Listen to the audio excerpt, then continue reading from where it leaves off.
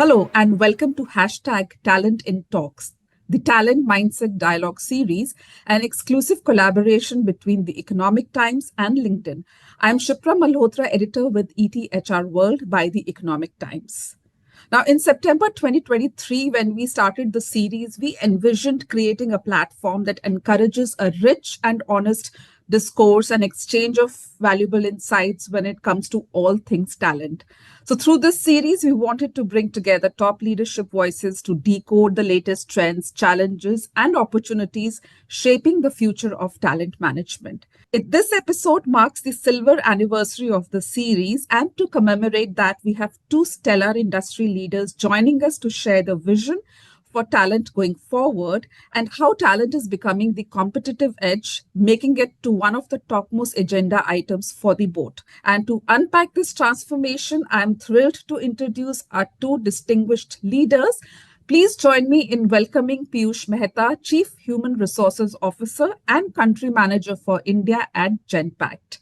A little about Piyush.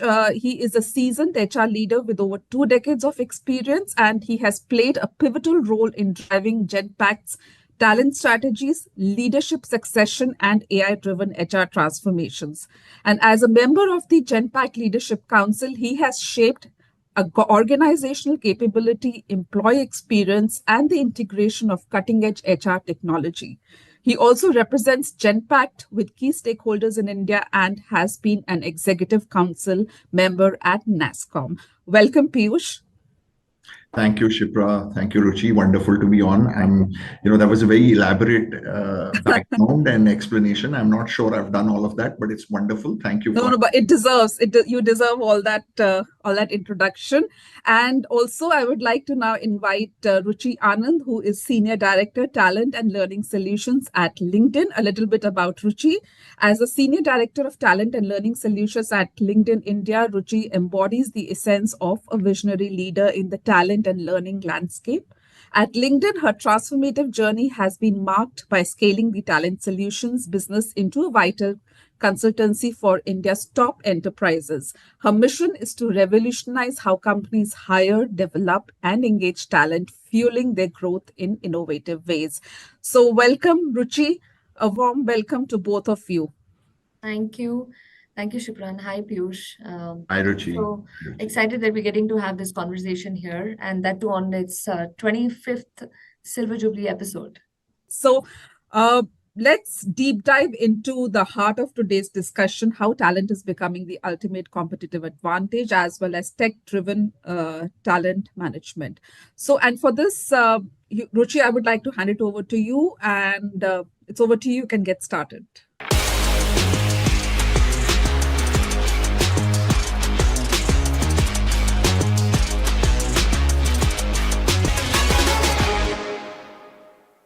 Yes, let's get into the questions that we have. And Piyush, after that great opening and understanding the common threads that we have, let's actually try and tap into the wisdom that you have and your experience.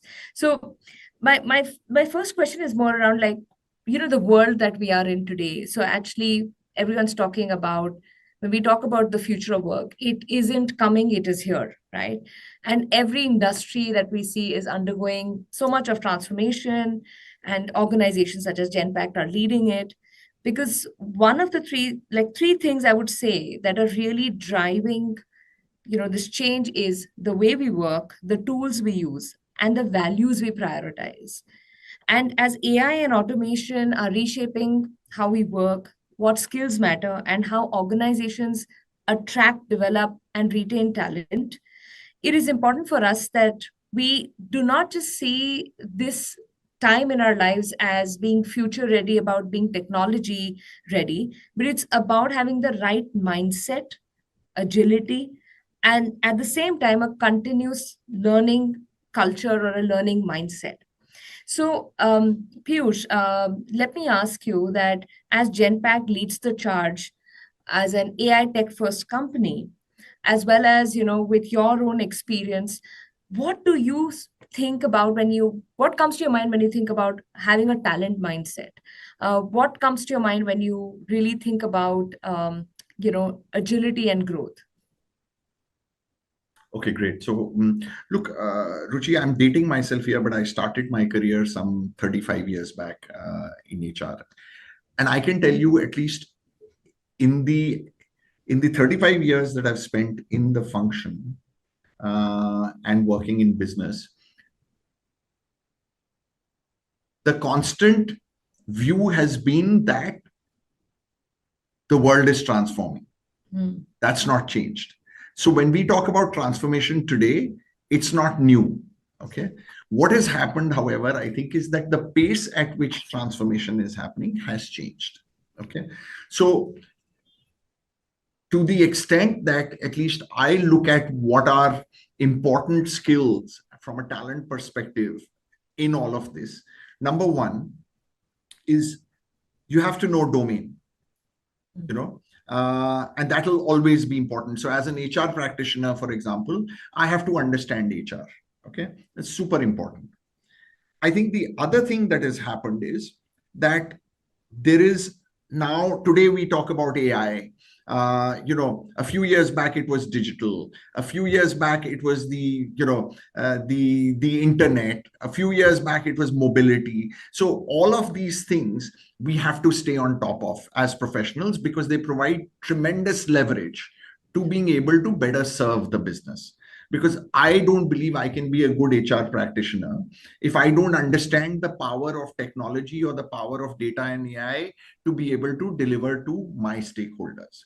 Okay, so it's domain, it's the power of data and AI, and then it's professional skills, the softer skills that we talk about. Okay, empathy, the ability to communicate, the ability to network. Nobody is an expert going forward in everything. Neither were they in the past, and increasingly they're not going to be going forward. If you have to leverage let me give you an example. If I, as an HR practitioner, find the ability to leverage the expertise of a data scientist and a technology expert, okay, to be able to deliver better to my stakeholders, it's super powerful. Okay, but until I have the soft skills to be able to do that, which is work in teams, which is network, which is collaboration, which is communication, all of those become super important, right? So to me, talent continues to be about domain. It continues to be about, in today's world, data and AI, and therefore get those insights. And it continues to be about the softer or professional skills, as we call it. I'll just give you two examples of at least where we believe we've leveraged it. And again, these are, lessons in what, in our growth journey. Lots of things that we could have done better, but I just want to share a couple of examples. So I'll give you two examples of what you just said.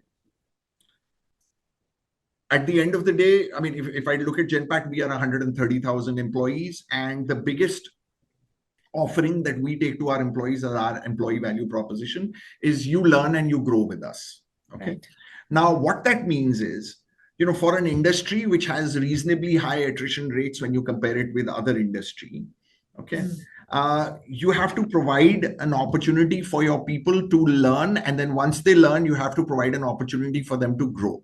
Okay.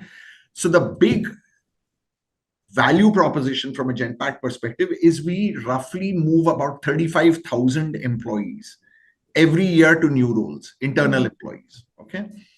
Now, to be able to move them to internal roles, which takes care of their aspirations for learning, okay, you have to make sure that they train, and then you have to make sure that you have access to their skills so that you can match their skills to new jobs that come up, right? Yeah.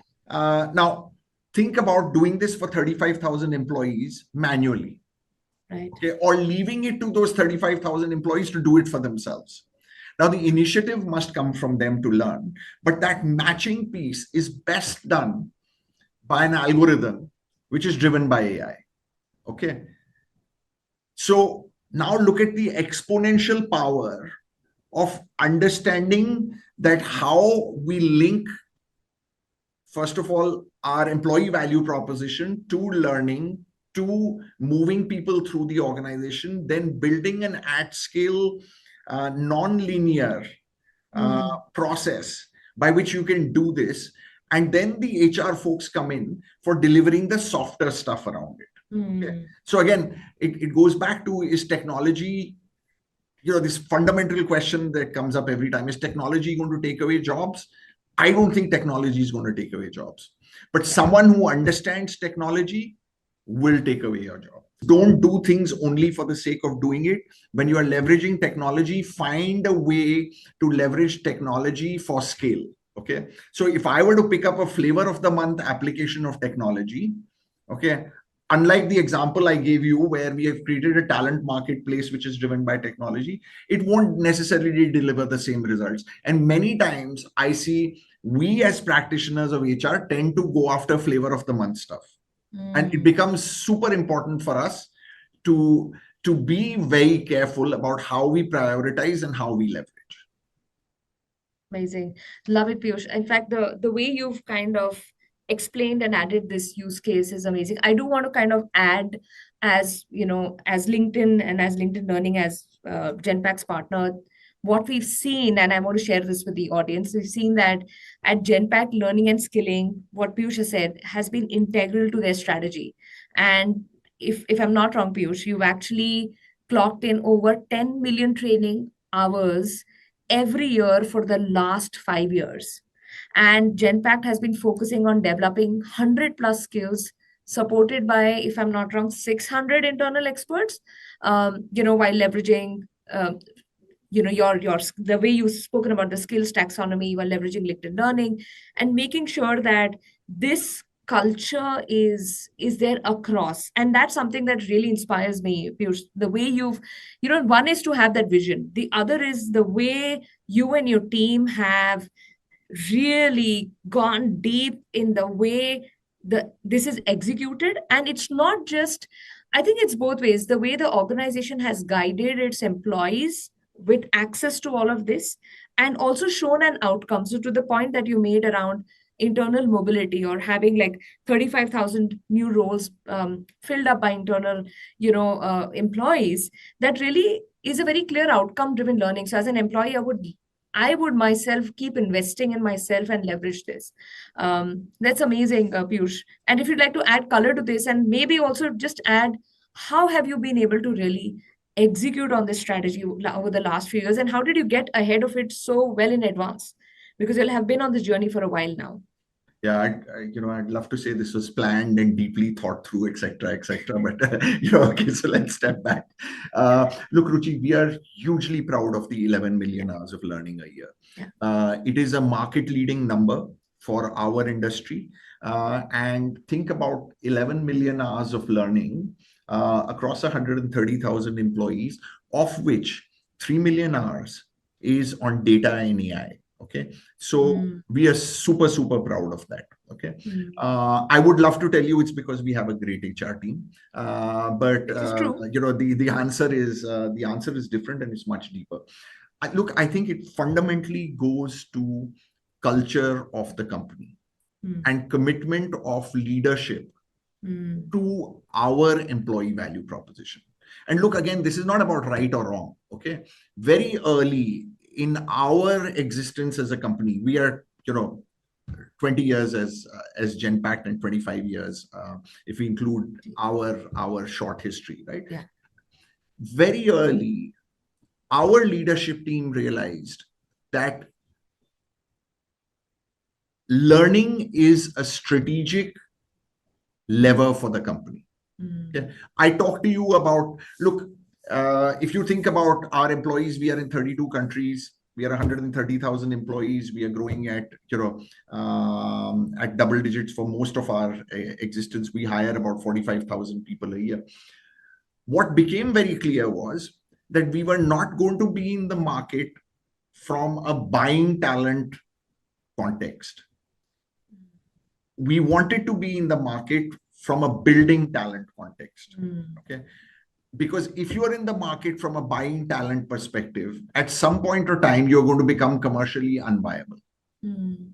Okay, and therefore, it is the link to business strategy of the people value proposition, okay, for it to be sustainable. So what did we realize? That in a market with high attrition, in markets with high aspirational needs for learning, the fact that people stay with you longer. And the fact that you promote people internally gives you a massive advantage, okay, on commercials. We didn't do it only because it was a good thing to do. We did it because it was commercially the right thing to do, and it was the good thing to do. So what that does is it then becomes embedded in the culture of the company. So then when I turn around and work with the leadership team of the company to say that, look, we are transforming our learning infrastructure, and this needs 3 to 6 months of the chief innovation officer of the company, along with myself, to think about what the new learning infrastructure could be. They don't bat an eyelid. So, before COVID, and this was completely coincidental, we didn't plan it, we shut off all classroom learning and went virtual. This happened before COVID. Okay. Now, to think about a company where, we are talking of the kind of numbers we are, which is fundamentally based on learning, to be able to flip the switch like that and say that 2 of our members of our leadership team will own the new training infrastructure, what it will look like, and will be dedicated to this for 3 to 6 months is incredible.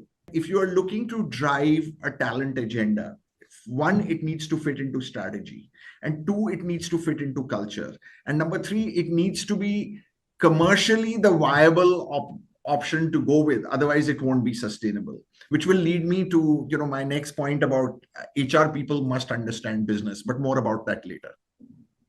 I mean, no, thank you. Absolutely. In fact, what I hear you also say, Piyush, is you've actually ended up creating such a strong virtuous cycle with this approach, right? Because you are investing in people, they're getting that growth, it's commercially viable, and you're able to invest, and that continues. So you're able to even retain talent.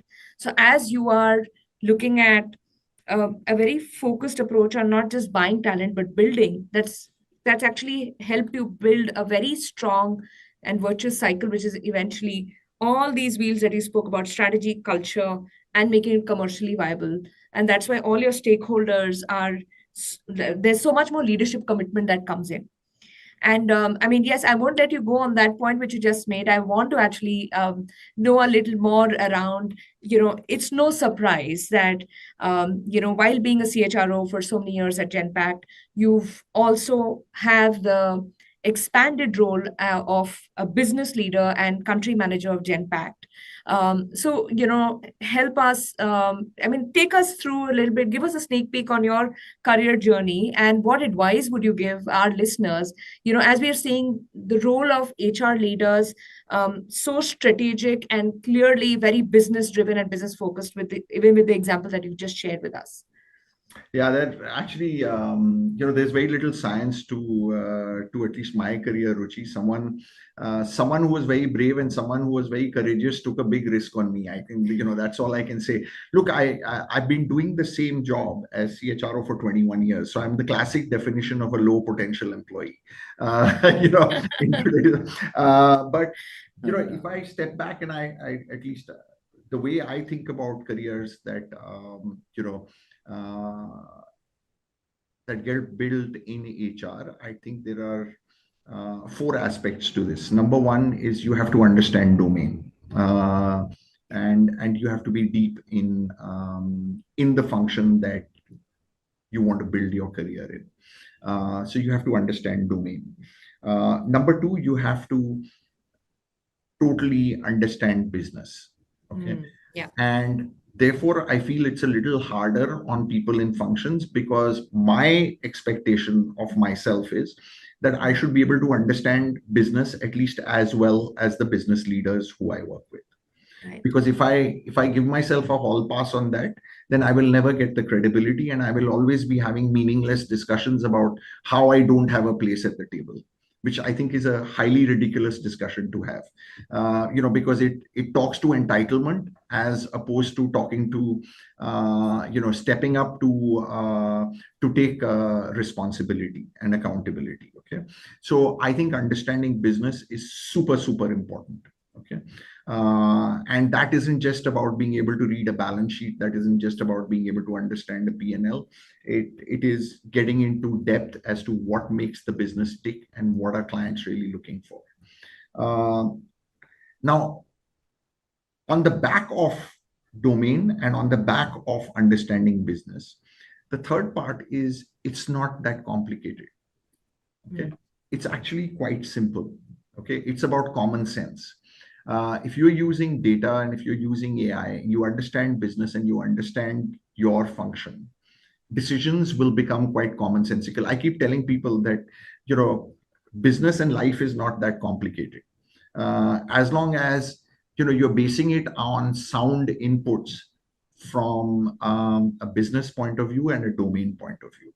Actually, to be having this business first mindset, it's a lot about how you are staying curious, being closer to, like, having a deeper connect with business to understand more, and having that mindset to continue to invest and learn in yourself as you grow.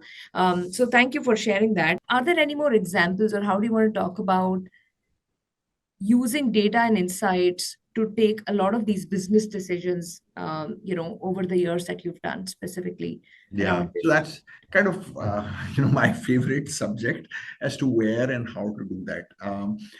It also, I think the most important thing about data and insights is, it just provides a context and it just provides a very simple answer to whether you should do something or you shouldn't do something. So I'll give you my favorite example of how, as HR people, we can sometimes get carried away unless you look at data. Okay, in a way, and unless you fundamentally question everything and get to root cause. Okay, because I think, like I said earlier, we owe it to our stakeholders to be able to deliver meaningful stuff at scale. So, and not get carried away by flavor of the month or what is a fad. So I'll give you a simple example. A few quarters back, you may have heard this discussion about quiet quitting. Yes. Okay, and it became really fashionable to talk about quiet quitting. Right. And I guess people were looking for what's going to be the new thing that we can attract attention to and all of that. And fundamentally, if you look at what was being said, it was quiet quitting. 1/3 of your population is quiet quitting, depending on what survey you read, what report you read. And the reality was, if you look at surveys, satisfaction surveys or engagement surveys, which are 10 years old, they always told you that there is 1/3 of your population which is passively engaged. Okay. Yeah. And again, you can frame whatever terminology you want around it. You can call it whatever. The reality is that's not changed. That was always the case. But suddenly the world turned around and wanted to be fascinated with The term. silent quitting or whatever you want to call it. Yeah, the term. And the question I asked myself was, what does the data say? The data doesn't suggest that there's any dramatic change. We just decided to name something else and it's become a big deal. Your original question was, how do you see data being leveraged? I mean, it's just so powerful. Think about, our business model is evolving and we feel we are like in a really sweet spot as a company. So this is less about HR, but this is more about, as a company, we are looking at, and we've done a few press releases in the last 1 week itself about making service as an agentic solution. Okay. Yes. So let me try and tell you what we understand the context to that. Yeah. Today I have, let's say, shared services with 400 people in HR, which delivers a bunch of transactional delivery to our internal stakeholders. The ability to take those traditional linear models to being driven by autonomous agent-led delivery is what we see as the transition from service to agentic solutions. Now, when that happens, the machine learns on its own. The machine is gaining intelligence every day. And the 400 people I have can then do more value-added work. So as a result, I'm able to cater to much higher volumes. I'm able to deliver more consistently, and I'm able to deliver more value-added jobs to the 400 people I have in shared services.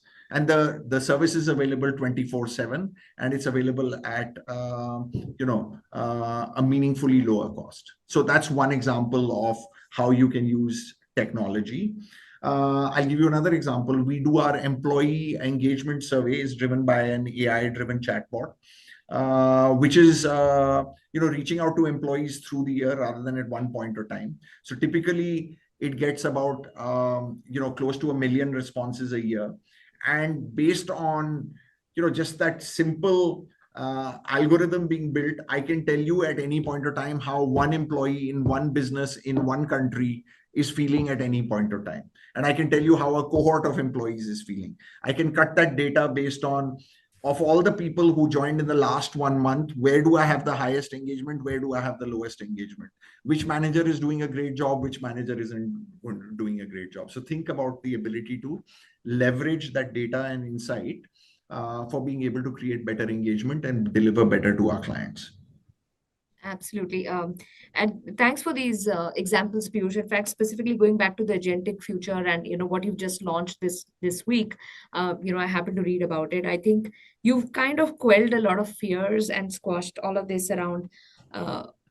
This is actually a perfect example of how it's going to actually create more capacity, more productivity, and lead to customer delight, because you'll be able to, with an agentic AI or a digital double, teams will be able to actually serve and work on more volume of, let's say if there are cases or volume of customer instances faster, which will actually in turn lead to more business and more opportunity creation. So that's really great to hear.